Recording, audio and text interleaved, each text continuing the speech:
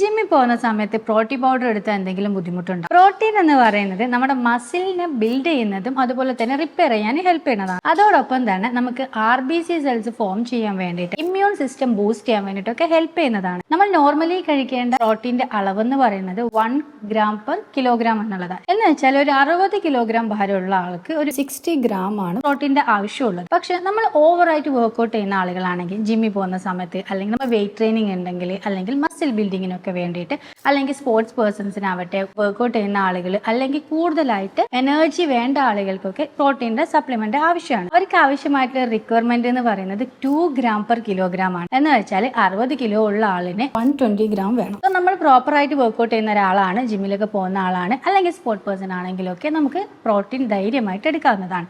പക്ഷെ നിങ്ങൾ ശ്രദ്ധിക്കേണ്ട കാര്യം, പ്രോട്ടീൻ എടുക്കുന്ന സമയത്ത് പല ആളുകളും കിഡ്നി സ്റ്റോണുകൾ കണ്ടുവരാറുണ്ട്. അതുപോലെ തന്നെ ക്രിയാറ്റിനിന്റെ അളവ് കൂടാറുണ്ട്.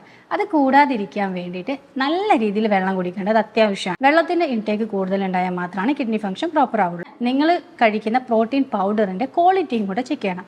അതിൽ നമ്മുടെ മസിൽസ് ബിൽഡ് ചെയ്യാൻ വേണ്ടിയിട്ടുള്ള ടെസ്റ്റോസ്റ്റിറോൺ പോലെയുള്ള സ്റ്റിറോയിഡൽ ഹോർമോൺസുകളുടെ അളവ് ഇല്ല എന്ന് ഉറപ്പ് വരുത്തിയിട്ട് മാത്രം നിങ്ങൾ പ്രോട്ടീൻ പൗഡർ കഴിക്കാൻ വേണ്ടി ശ്രദ്ധിക്കണം.